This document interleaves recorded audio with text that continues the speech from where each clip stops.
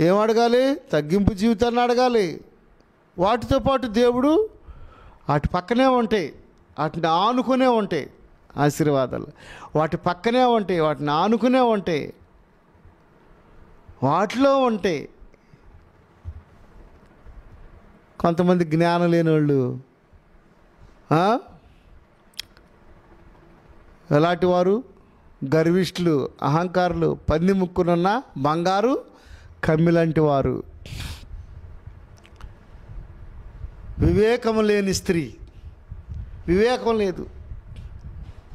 వివేకము లేని స్త్రీ పంది ముక్కునున్న బంగారు కమ్మితో పోల్చాడండి దేవుడు.